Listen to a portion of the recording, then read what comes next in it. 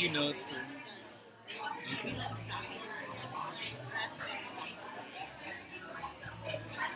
Did you click the archive button for Twitch? So, I'm just gonna see how it sounds. Testing, 1, 2, 3. He'll have a big sound system, so his voice is gonna be nice and loud, but.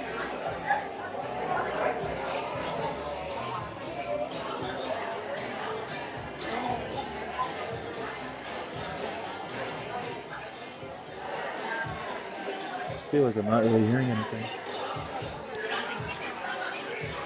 Are you gonna be able to hear it? Sometimes. Twitch. Huh?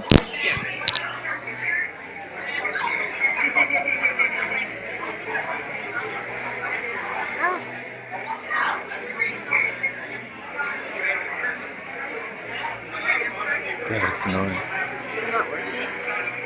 Why does it say offline? It generally has like a 20-second. Like you start it and it starts after. Did you?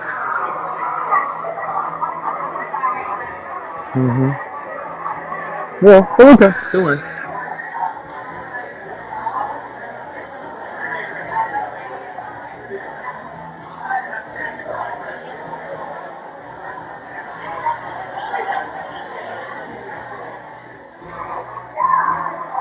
Jesus. Oh God, girl problems.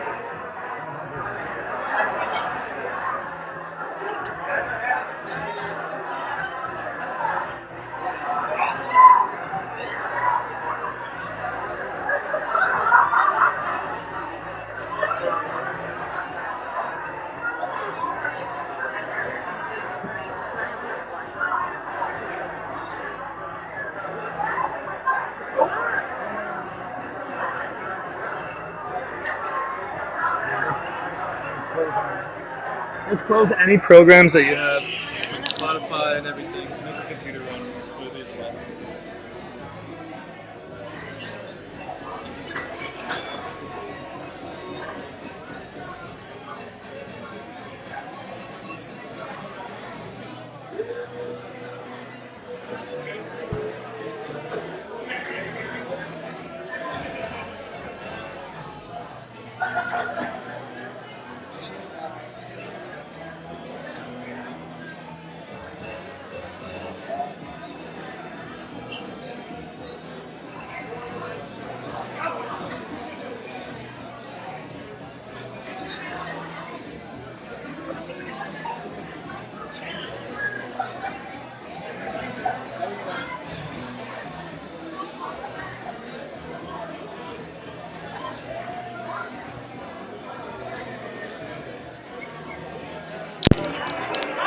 I think it's working.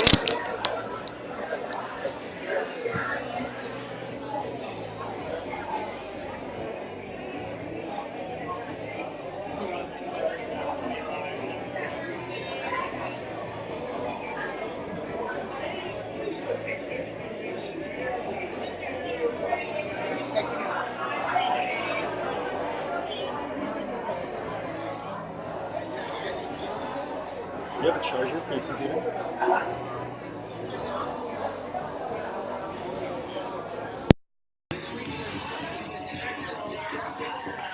What do?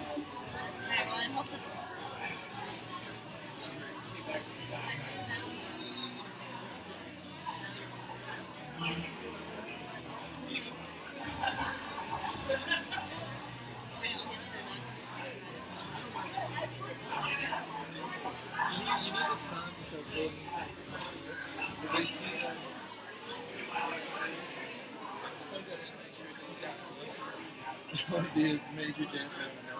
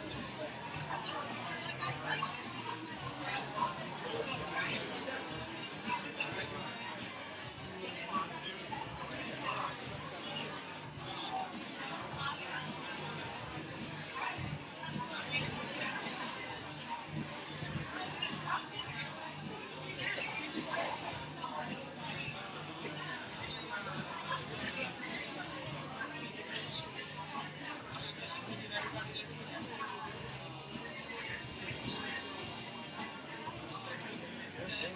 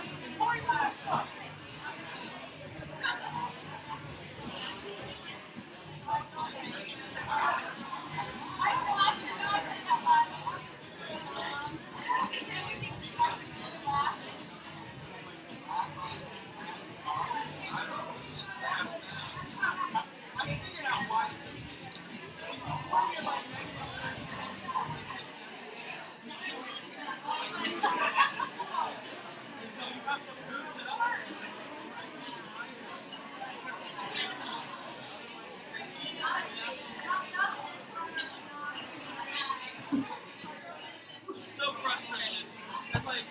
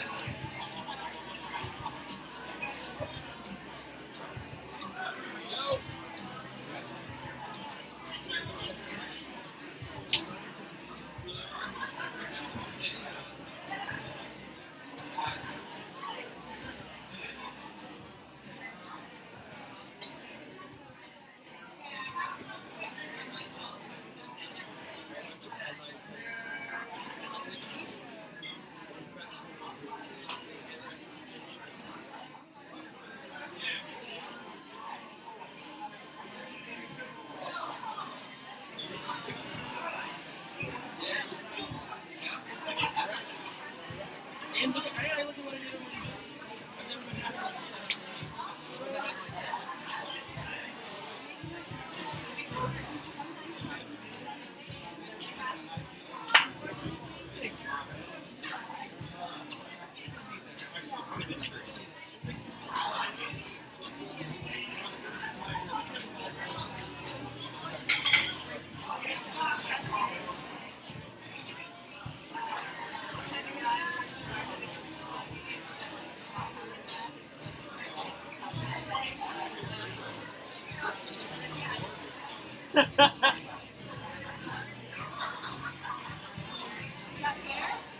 Yeah, that's pretty fair.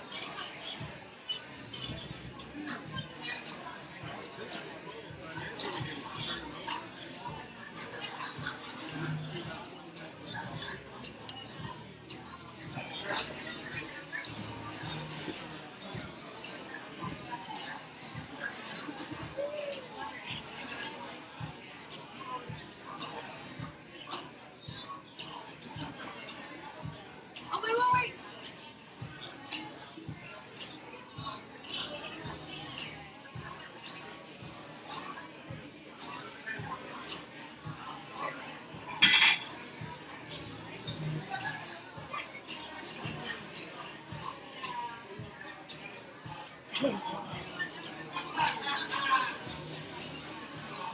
Because spell check didn't get that.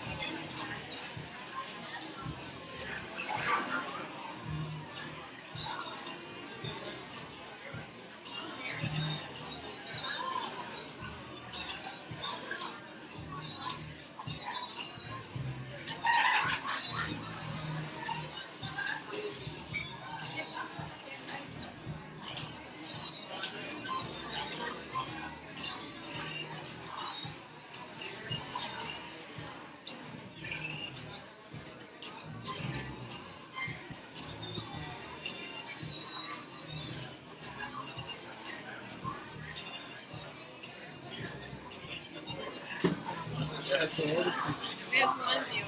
I think that's awesome. Yeah. Maybe once he comes on. Maybe.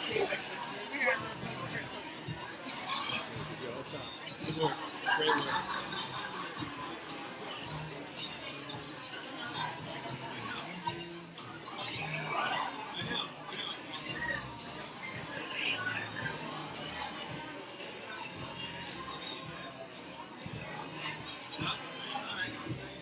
All right, hey, Boulder, if you are ready to get this comedy show started, make some noise for me, y'all. Yeah! Fuck yeah! Fuck yeah! That's the way to do it! That's the way to be happy when our Earth is clearly giving up on us. It was 70 degrees today, Boulder. It is March. It is today in March, and we are fucked. God, Trump is doing a good job for that tan line of his. Anyway, hey, welcome to the Boulder Comedy Show. My name is Brent Gill. I'm your host, your MC. Round of applause if this is your very first Boulder Comedy Show ever. All right. Welcome back. And if you've been here before, let them know how much fun you have here.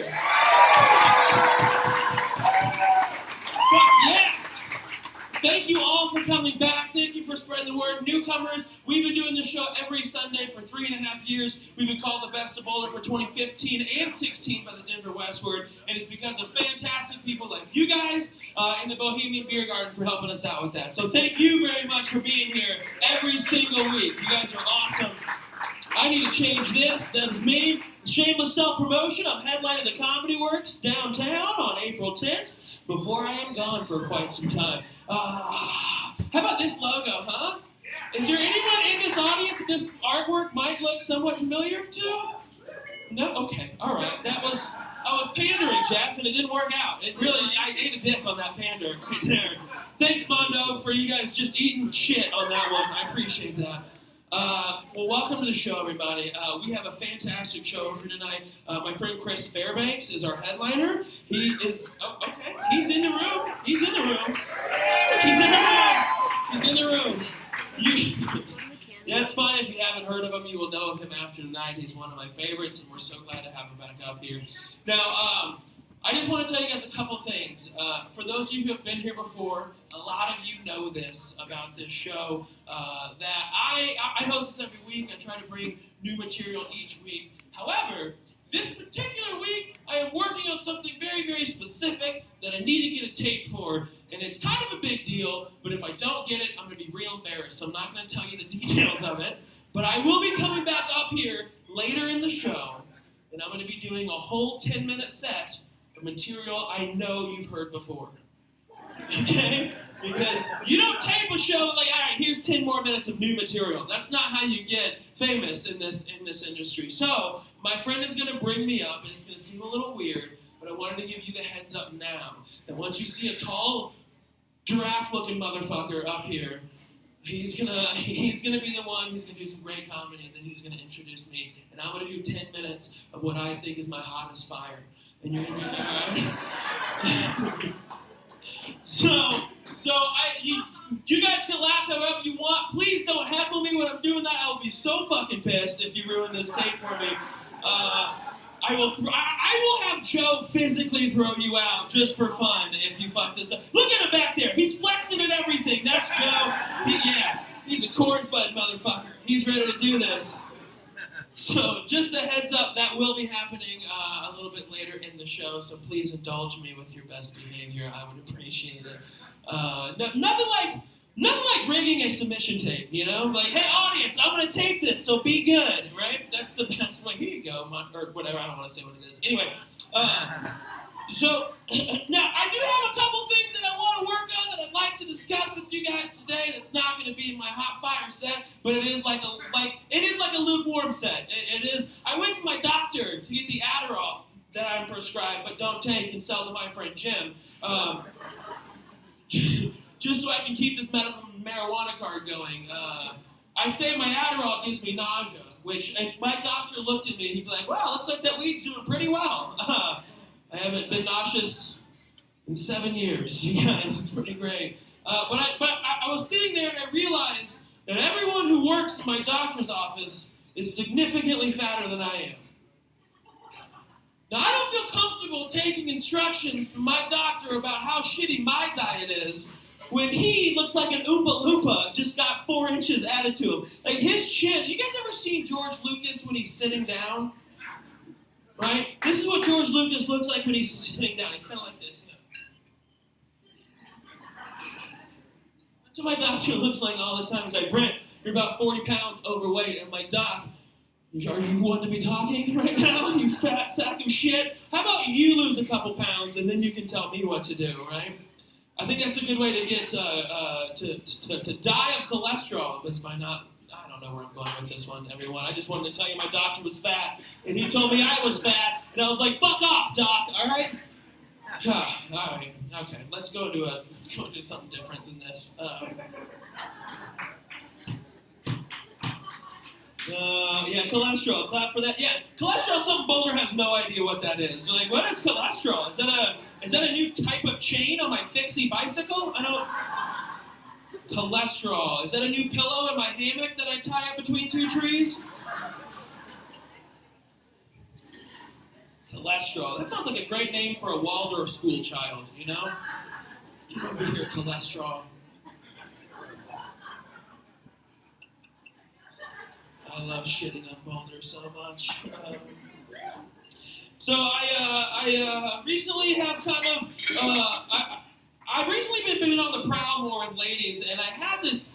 Oh, thank you. How did you notice? Oh shit. Hang on. Did you saw this picture right here? I believe is the one you saw. Well, at least I know Bumble's working. All right, that's perfect. That was the intention. Was shit like this? Be like, yeah, let's see what they say. And the ladies, I was not ready for that. Thank you. Not ready for that. Man, I spent so much time with those pictures too. I hope you like those pictures. And they look pretty good. I've been bumbling around trying to figure out what's going on with my life, and not that long ago, I had. See, now I don't want to do this joke because now there's bumblers here, and I'm like, I don't want to tell sex stories about other Bumble experiences. They might not like that, but you know what? It's my comedy show. There's always next week, you know? So that's the great thing about Bumble. You can be like, oh, no, never mind, left. All right, we're out. I've kind of started swinging back down to girls that are my own age. Like I used to date freshly divorced moms.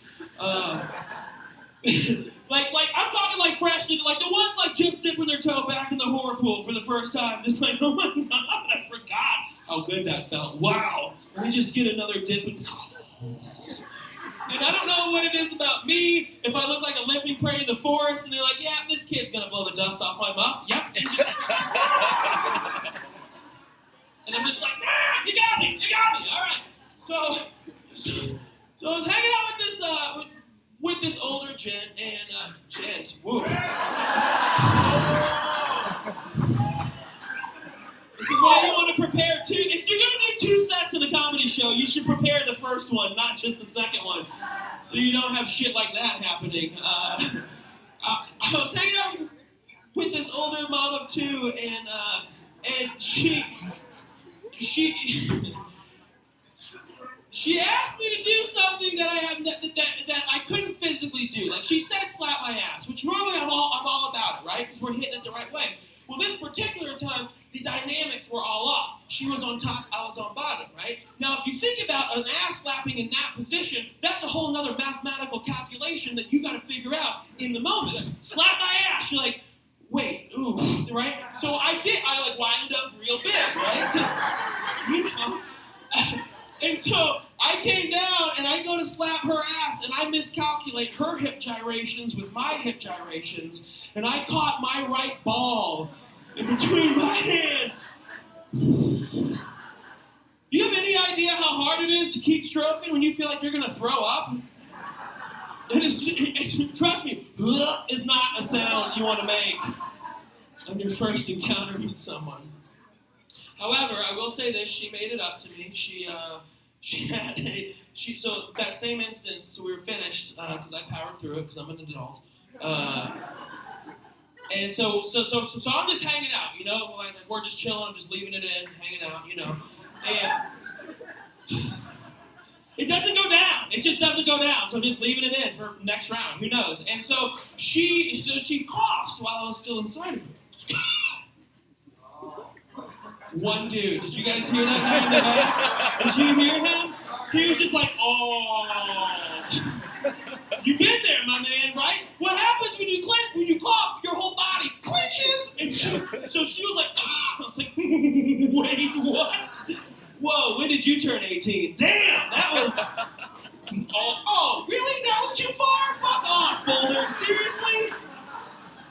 This fictitious human being in my life, like, oh, I feel bad for her. She had a cold and was still fucking you. Yeah, that's a team player, all right? So she coughed, and I was like, whoa, that is fantastic. And then I thought about it, I was like, man, I need to find more girls that are sick and start dating them. Dude, we're like, dude, it's March right now. It's 80 degrees outside. I know that I went up 10 more degrees from where I started at the beginning of the show, but it's 90 degrees outside.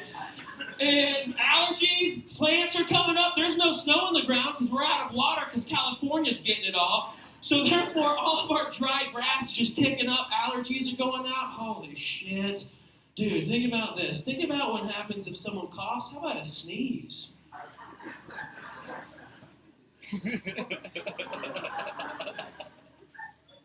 Here's my plan. I'm just gonna, the next girl that I take down who's not in this room right now, I'm gonna have, I'm just gonna grab a handful of pepper and just be like, and just like, wham! Oh! It's gonna be great. All right.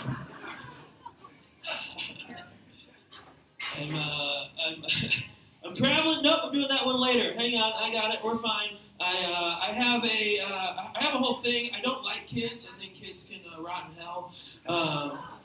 Particularly kids ages like 12 to 16. Does anybody have kids between 12 and 16 that admits it here?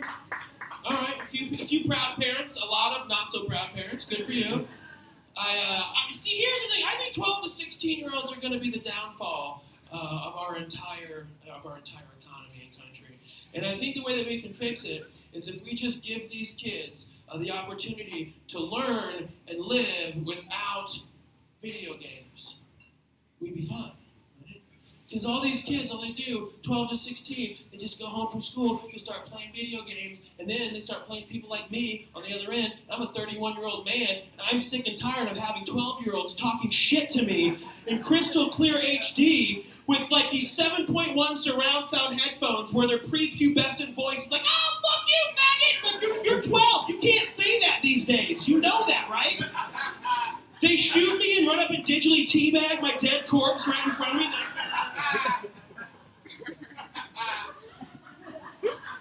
Like, dude, it's fucking noon on Tuesday. Why aren't you in school right now? He's like, yo, man, why aren't you at work right now? Motherfucker, god damn it! I'm sitting at home right now because I am unemployed like an adult. That's why I'm at home right now. Where's your mother? You know what I'm going to do to your mother right now? I'm going to ruin your relationship with her. Where is she? I'm going to fuck her in the other room.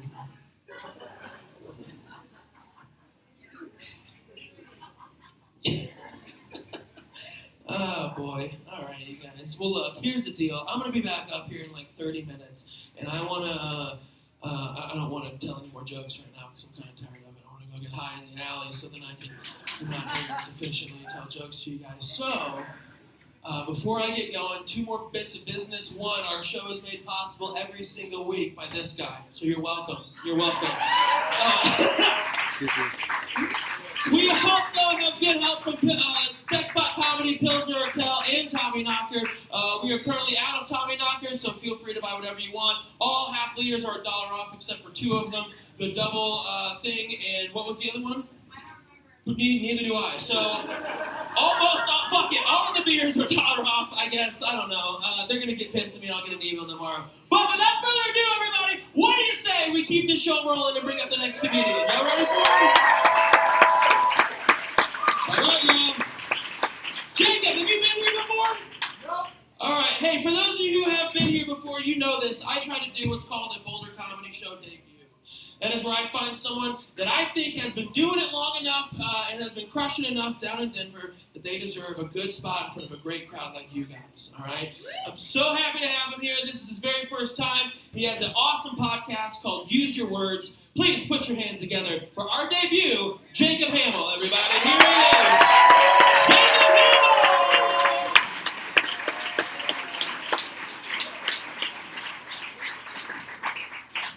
Greg Gill, everybody, give it up for him.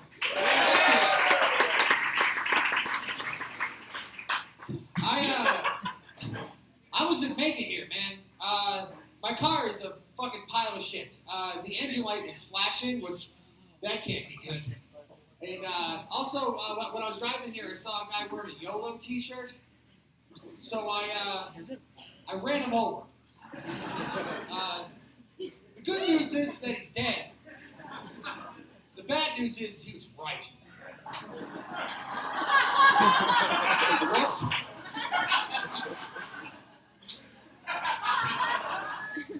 I was also trying to find a parking spot around here, and saw a lady behind me. She was in a Subaru Which here, that's not weird. That's just normal.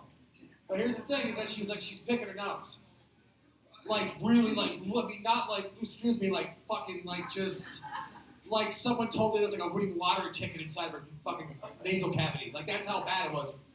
She pulled out a booger and she fucking ate it. I'm all for a zero carbon footprint, but fuck you, man. That's time out. Like, I got a roommate. You guys got roommates? Anyone here got roommates? 35, I got a fucking roommate, so life is right direction, yeah. We get along great, but he's painfully white. Like, painfully white. Like, I was at the Safeway about 2 weeks ago, and he texted me, "Are you still at the market?" My response back was, "Fuck you." Like, yes, Miss Safeway, what do you want? Like, that's the market.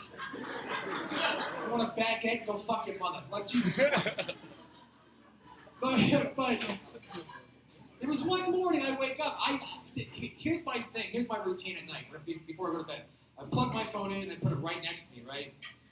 I woke up the next morning, my phone's not there, but it's in my doorway, like propped up and like just hanging out. Like, what the fuck?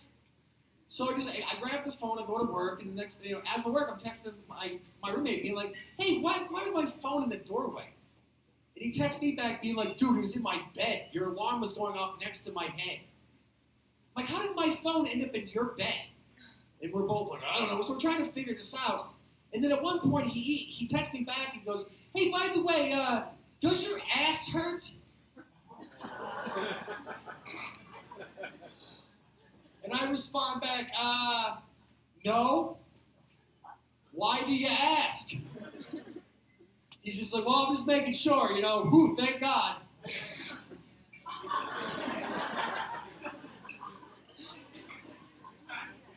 If this is a thing, my rent better be going down soon. That's all I'm asking. Like, if that's a thing where I'm going to wake up with a sore ass and my phone in a weird location, I should be paying at least $200 less a month. That's all I'm saying. Cover me on the cable, too. Fuck you. I'm not, you know what I mean? Like, your ass hurts. Oh, fuck. I have a crappy job. I shouldn't say crappy job. I have a food service industry job. That's a great job, but you got to deal with shitty people. And sometimes it's just like Yelp is the fucking devil. I'm sorry, like I hate Yelp. I had someone write down I work at a pizza place, and one of our Yelp reviews was, "Good luck trying to get someone who's not stoned." Yeah, all right, 1 star, but still I'll take it. Don't hit it. I get high there all the time. It's weird because like we do dabs at work. We're at a pizza place and doing dabs. And then my boss would be like, talking about like serious shit. Like, so we're gonna get a 401k here. And I'm like, dude, I'm looking at the cheese like it's Jesus. Could you wait? But anyway, so we're at a pizza place, like, you gotta deal with some shit sometimes. Like, I'm a manager, and I gotta handle shit, occasionally, like complaints, which happens, And so this one guy calls up, this is the worst one I ever had in my life. This guy calls up, and he goes, "I want to talk to a manager, and I want to talk to one right now." And I was like, "All right, man, all right. What can I do for you? I'm a manager. What happened? Let me make this right." He goes, "Well, I ordered a half cheese, half pepperoni pizza." I was like, "Uh-huh." And he goes, "You bunch of geniuses.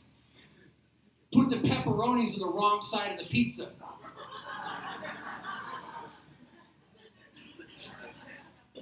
He's fucking real. This guy exists. He got a hug today. You know what I mean? He voted. This is not okay anymore. I gotta put this guy on hold because I'm like this close to having a fucking aneurysm because he's breathing air. So I picked the phone back up and go, "Sir, I need you to do me a favor, man. Just do me a favor." He's like, "Yeah." I'm like, "Sir, I need you to take your pizza, turn it 180 degrees. He goes, "All right." So he puts the phone down, turns the pizza, picks the phone back up and goes, "Oh my God, bro, you're a fucking lifesaver." And then hangs up. And I cried for a long fucking time. I like food jobs because you get to fuck with your fellow employees. And like for instance, one time I tried to convince a guy, I did convince a guy that to go in the attic, which we didn't have, and go get a bucket of dehydrated water. Yeah. Asked the guy to go get me a left-handed spatula. I think he quit. He just left. That's what I got away with, was I convinced the guy that we made our own ketchup. Did that. It's the gold medal of my life. This server's leaving. And I go, yo, man, before you go, part of your side work, I never told you this, part of your side work is you gotta go make ketchup. You gotta go in the walk and get a box of tomatoes, a cutting board, and a mallet. He's like, what? I go, yeah, you didn't know that? Homemade ketchup. Duh. And he's like, all right. And I'm like, oh my God, he's gonna fucking do this. Sure enough, he comes out with a box of tomatoes, a mallet, and a cutting board. Takes the first fucking tomato out, he has it in his hand, puts it down, looks at it for a second, and then just, and then, like, doesn't 8 of them. Stops and goes, am I doing this right? I don't feel like this is right. You sure? And I look at him and be like, no, man, you're killing it. Keep going. Keep going. He's like, okay. Plows through half of the box. The prep room looked like a fucking murder scene. It's on the ceiling. It looked like one of the Veggie Tales like caught his friend fucking his wife and didn't handle it well. You know what I mean? And my manager turns the corner and he sees this. And he has like a Vietnam flashback. He's like, what the fuck? What? Huh? What? And he looks at him and goes, what the fuck are you doing? What are you doing? Like, he's mad now. Obviously. And he looks at the guy and says, whoa, like that. And the dude looks at him with just a smile full of pride. Like he just learned how to ride a bike. Like, I did it. Looks at him and goes, I'm making ketchup.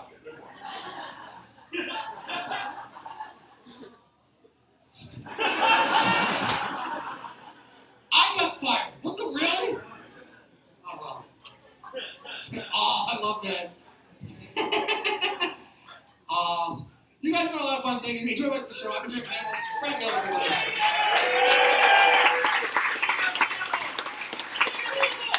He's the manager of humans! Jimmy Campbell!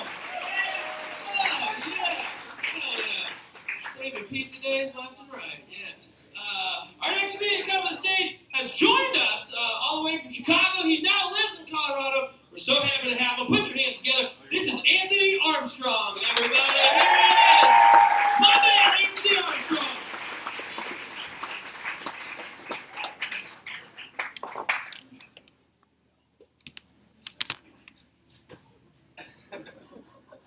What's going on, Boulder? Yes, sir. I love coming to Boulder. This is like white Africa. I love to see white people in the natural habitat. It's so majestic. Slam.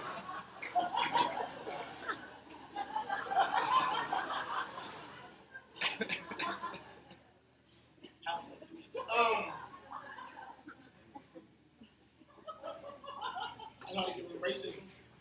You want to get rid of racism? Yeah. You want to hear what I got?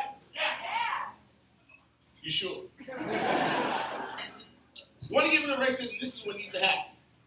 White people need to agree to be slaves for 5 years. 5 years, we gave y'all 245. That's a great exchange rate. 5 years, that's it. You want to be bad slave? Like, look, this is what I'm going to do. I'm going to give them 50 white slaves. And the only thing I'm going to make them do is every morning when I wake up, they have to recreate the dance scene from Coming to America. That's it. That's all my slavery going to be, is me watching white people dance. That's it. That's good slavery. It's nice slavery.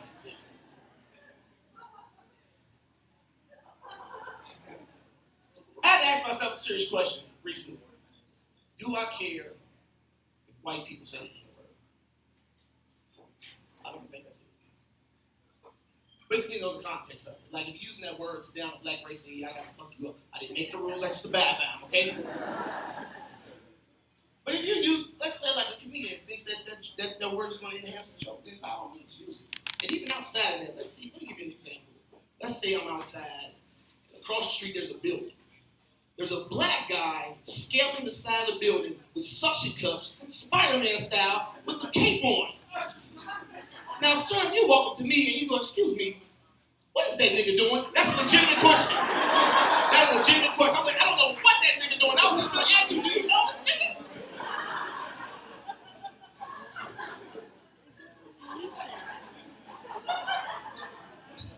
Let me know if I go too far.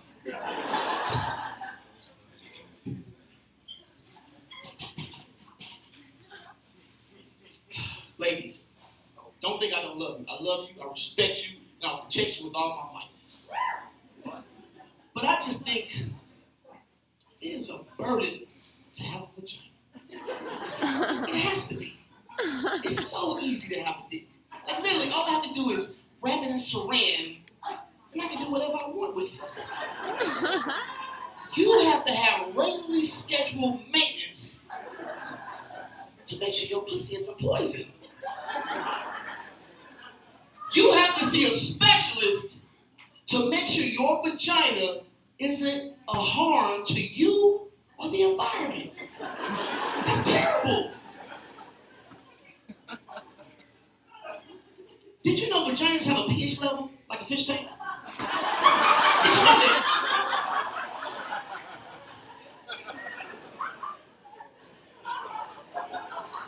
That's terrible. I wish I could just take my dick off and give it to you. Let you have it for a week. It's so glorious. You're just gonna sit there. Oh, I wish you could feel it.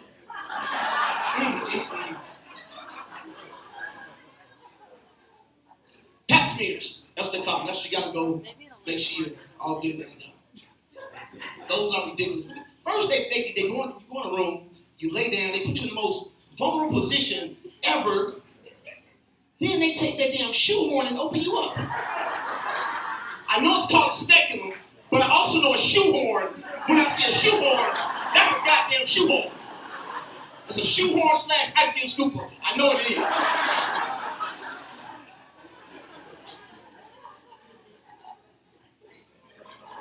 That's horrible.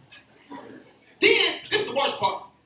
They got the nerve to put a partition between you and your vagina. That's yours. Let me tell you something. I don't trust anybody enough to leave alone my dick. I'm like, you didn't cut a hole in this partition, player. I didn't see what's going on down there. That's mine right there.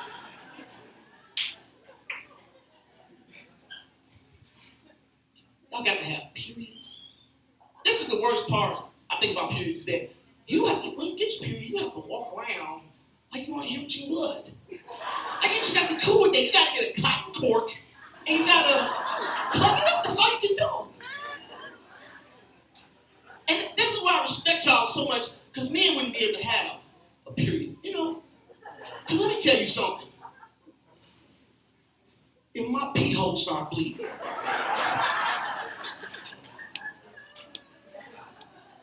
I'm not doing a motherfucking thing. Nope. I ain't doing shit. Let my supervisor call me and I'm on my period. After you coming to work today? Nope. Why not? Because my pee hole bleeding, motherfucker. That's why. I ain't coming in there.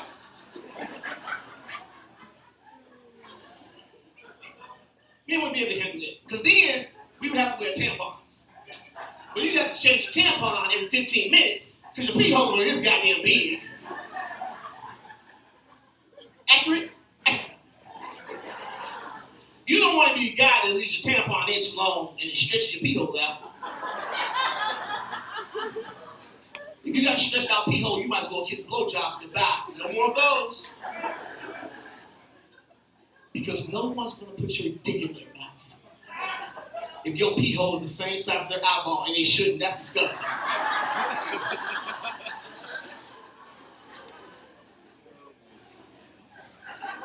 Y'all got to have babies. Babies. Call me crazy, but I think it's kind of weird that we grow humans inside of other humans. It's just kind of weird to me. You know what babies are?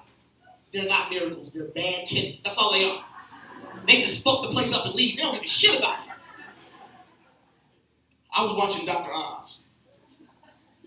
They had a woman on there that said during childbirth, she pushed so hard, she broke the internal wall between her anus and her vagina. Then she said, on national TV verbatim, I'm not lying, you can look it up. She said, well, it's not that bad. It's just that now when I go to the bathroom to pee, a little bit of doodle comes out. Not that bad. Not. Let me tell you something. That's the biggest deal you could ever have with a vagina. You need to go see something like, hey, my goddamn pipes crossed up, I got shit out the front, piss out the back, I need help, goddamn. That's a big deal. If my wife came to me and she said, Anthony, when I go to the bathroom to pee, a little bit of doodle comes out, I ain't leaving her effective immediately. I didn't sign up for this shit. Matter of fact, I'm gonna write that to my vows until death do us part, or a little bit of doodle come out your vagina. I'm out of this motherfucker. Nope. Do you know what an episiotomy is? Anybody know what that is? So that's during childbirth. It can be due to complications, just the sheer size of the baby. It will cut a woman from her vaginal opening to her anus and pull the baby out that way. Let me tell you something. My wife was in labor, and the doctor came and he said, Mr. Armstrong, yes, due to some complications, we're going to have to perform an episiotomy. You know what I'm telling him? You know what I'm telling him? Leave that motherfucker in there. No, leave his little ass in there. Goddamn, see what we're going to do is we're going to cut a hole in the belly, but we're going to put a straw right there so he can eat. We're going to cut the nipples off so he can see, but we're going to leave that motherfucker in there. Because you're not about to cut my wife open like a goddamn Subway sandwich and give it back to me. You break that, you bought that. Take it with you.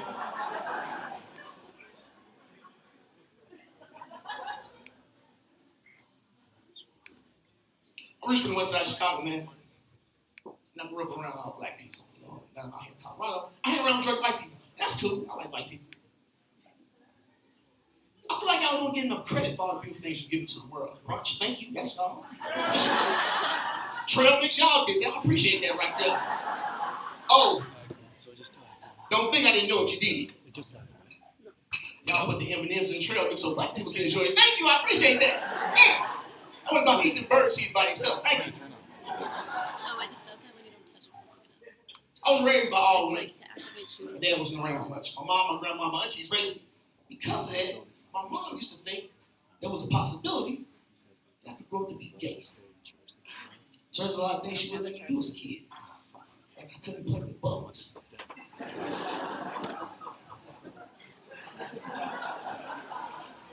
And I didn't understand because all the other kids was running around outside playing with bubbles. But my mom was like, I bet not see you blowing no fucking bubbles around this house. I said, why not, Mom? She said, because you a boy.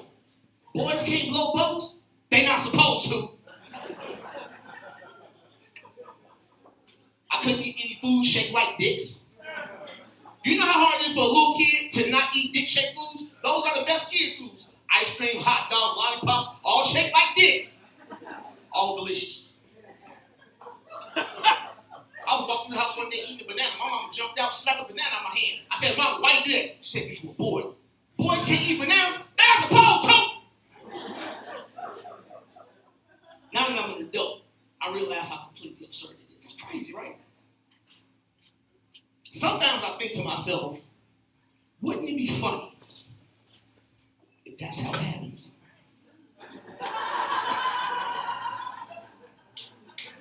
Because look, science wants to argue is homosexuality a result of nature or nurture when it could be you just ate too many push pops as a kid. Now you like sucking dick. Right? Maybe that's what it is.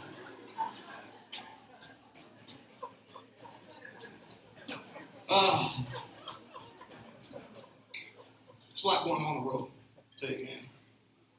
Marching, protesting, everybody want to save the world. That's cool, you know what I'm saying? I don't want to save the world. Like I want it to be saved, I just don't want the responsibility of doing it. You know, I feel like there's been far greater men that have come before myself that have tried to save the world and they failed. Jesus was here. Jesus was here. Jesus tried to save the world. They killed him. They killed Jesus for giving out fish sandwiches and water. That's it. He was just trying to be nice, and they killed him. So I don't want to, look, let me tell you something. Racism is bad, but it's not as bad as the news will make you think, okay? But it happens. I was at work the other day. I'm in there, I'm sitting, I'm eating some hot wings. There's a young white lady across the table, and she's staring at me. So I look up and I go, can I help you? She goes, I people eat chicken. Oh, shit. I'm glad y'all found that funny. I said, excuse me. She goes, well, I mean, just look at you. You put the whole wing in your mouth and you just pull out bones. That's amazing. And I got mad. I got upset, you know. Because I feel like this is 2017.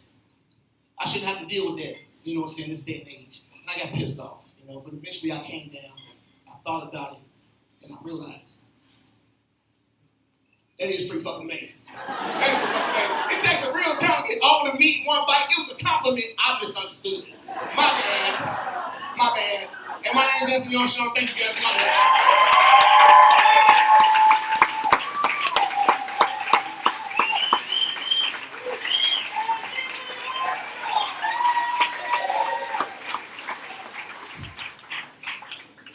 Also, would you give a nice round of applause for our wait staff right now? We have Nikki and Deja rolling around, helping us out. Sure you give a couple extra bucks. We've still got $1 off Pilsner Cal, $10 for a Pilsner and a bullet shot. And let's bring up our next comedian, everyone. This is the giraffe I was talking about. I want to talk about your friends, but I won't. I'll just wait till later. He's a very funny guy. He works up here in Boulder. He is responsible for what is behind me. He's fantastic. He's a very funny comedian as well. He's been actually is relatively new, but he's been starting up and just crushing some sets across town. Happy to have him back. Put your hands together for Jeff Tice, everybody. Here he is, Jeff Tice. Yeah. What up, brother? How we doing tonight? I am the giraffe-looking motherfucker that he was talking about. It's good shit.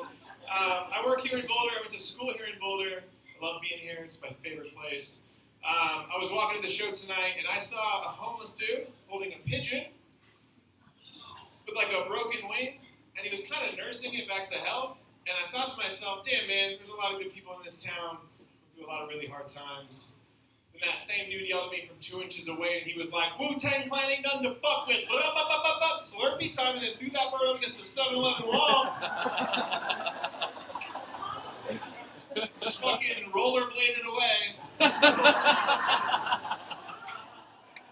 was like, well, I guess some people are just doing the best they can. I need to learn how to mind my own goddamn business in this town. What the fuck is going on, Boulder? Pearl Street's a war zone. Of course he was rollerblading. Well, it's fucking Nordic rollerblading is what he was doing. He was an Olympic athlete. He was training for some shit. It's the worst. My name is Jeff. It's Jeff with a G, so it's just straight up Jeff the wrong way. My parents were like, hey, let's give him a regular-ass name, but let's also make him have to explain it a lot to people. Appreciate that, parents. My middle name is Carlton. Yeah, fuck. Carlton. And it didn't click for me until I went to the DMV, and the lady behind the counter goes, oh, Jeffrey with the G and Carlton. Looks like someone's parents are fans of the Fresh Prince of Bel-Air. And I was like, haha, fuck! I was like, lady, I've never realized that before. And she's like, you're a big fucking idiot. And I was like, that's very aggressive for the DMV. But correct, you're not wrong about that, lady. I was like, seriously, I've never realized that before. And she goes, seriously, dude, it says it right here in your ID.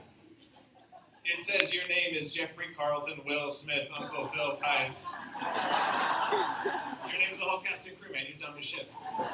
You're a big idiot. It's great. My wife and I, we just bought our first home together, which is exciting. Whatever. It's an expensive move. It's a sweet, like, it looks nice, like, quaint, two-door, like, Ford Focus. Colorado's expensive, man. We moved to the suburbs, and I grew up in the suburbs, like terrorizing the suburbs at night. And I'm excited because now I have my own little group of punk-ass kids in my neighborhood terrorizing on the weekends. So I'm just trying to get back to them with, the role model that I never had.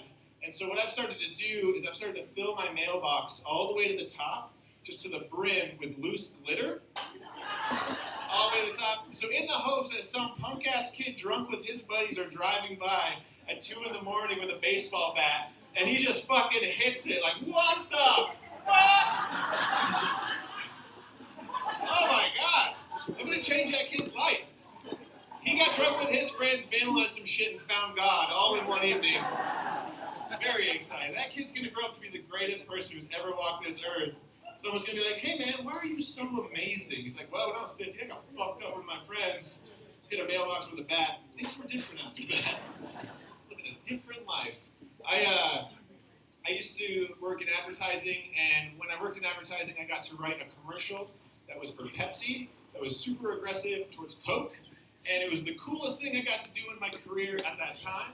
And a week before I actually made the commercial, I quit that job. Because do you guys ever have a job after every passing day and every passing hour, the darkness starts to slowly consume your soul, and everything in your world starts to turn gray, food starts to turn to ash in your mouth, and then there's a full moon and you wake up in the woods and you fucking murdered 43 people. You guys know how jobs work? It's a job. And so my boss was pissed, and he called me into his office and he goes, and this is a quote from an adult in charge of a lot of other adults. He goes, man to man, which never a good start to a conversation. He goes, man to man, you're fucking up your life and you're fucking up your career. And then he said the greatest thing that's ever been said to me in my life. He goes, and you're walking out on the cola wars. And I was like, yo, dude, what the fuck is a cola war? A cola war? What the fuck is this? It's like, you see this stump your bud? That shit got blown off in the cola wars of 1985. It's like, yep, Pepsi opened an all-out offensive on happiness. It was taking no prisoners, a lot of casualties. I was like, damn, Dad, I don't know what the cola wars of 1985 are. They don't teach us about that shit in school. He's like, well, son, that's because nowadays they just call it diabetes. That's it. Those are like 10 different ways. You guys fuck with diabetes jokes? It was that or all my tampon material, but Anthony took that shit. I love Anthony so much. Literally the only black person involved right now. One. Out of control. I grew up in Australia. I lived there when I was younger. And the first reaction I get from people, especially like bros, like dudes that look just like me but aren't me, I know what I look like. I know I look like I just stumbled out of a frat. And I'm like, yo, first we're going to do some fucking shots. Then we're going to do a little stand-up. It's going to be great. Those dudes are always like, bro, where's your fucking accent? Chicks dig Australian accents, bro. We could all get so much tail, dude, if you have an accent. It's like, first of all, man, just please don't talk to me like that. But it's true. Women love Australian accents. You can be the weirdest, creepiest dude at a party. And as long as you have an accent, it's like when a party's mine, you get the guy who goes, I want to talk to you the rest of the night. You don't even have to say real things, mate. You can just walk around the party and be like, crikey, look at the fucking teeth on that beaut. Go up and finger their gums a little bit. People love it when there's a dude trying to touch women's faces at their party. It's great. If that doesn't work out for you, just walk around the party with a huge knife. You're like, that's not a knife, mate. Fucking, this is a knife. And then cut them up a little bit, get a little murdery. Slicing and dicing, people love it. When there's a dude trying to commit homicide at their party. For some reason, those two amazing techniques don't work out for you. Just walk around the party with a huge beer. Be like, Foster's, mate. Straight for me. But this is America, so it's more like Keystone Light. Australian for taking a shit in your buddy's shoes. And you see what I did there? I got every girl here in like a dude to think I'm 10 times better looking than I ever will be. Just by saying some really offensive things with an accent. With my American accent, girls are like, yeah, that dude's nose is too big. Like, it doesn't fit his face. It's a weird nose, man. With my Australian accent, girls are like, yeah, he's like pretty proportional. Like, it's fine. Whatever. His nose fits his face. My general demeanor is like, hey, I bet that dude's never done cocaine before. And then they see my nose and they're like, whoa, that dude's done decades of cocaine before? The fuck, man? My nose looks like Chernobyl on the insides. Chernobyl. That's great. I went to art school. Anyone here go to art school? Yeah, baristas, of course. That's great.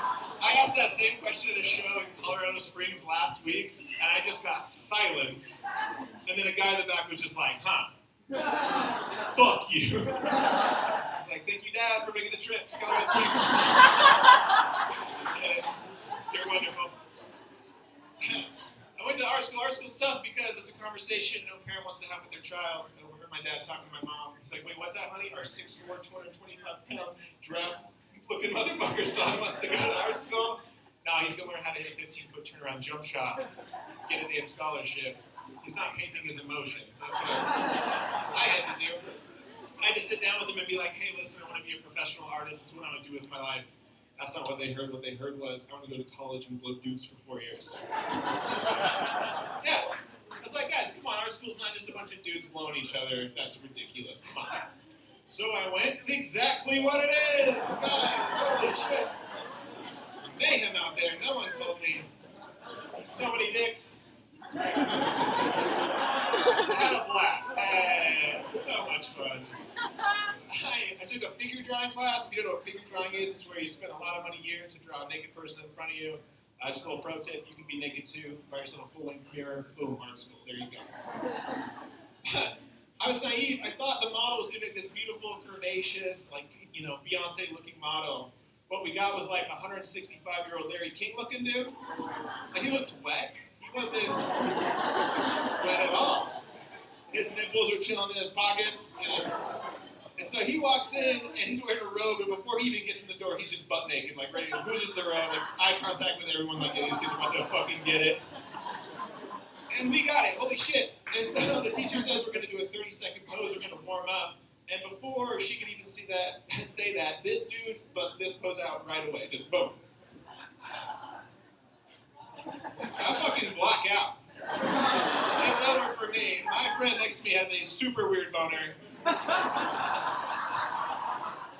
That's on him, man. He just should have worn sweatpants to class. And as I'm coming back to, I realize, oh shit, this is exactly what my parents thought I was going to be doing in our school. Just blacking out and staring at dicks, man. It's crazy. I like living in America. Fucking not recently, but on average, it's fine for me. I found out if you take advantage of the opportunities that come your way, you work hard enough, and you happen to be a 6'4" white dude, shit's pretty fucking easy.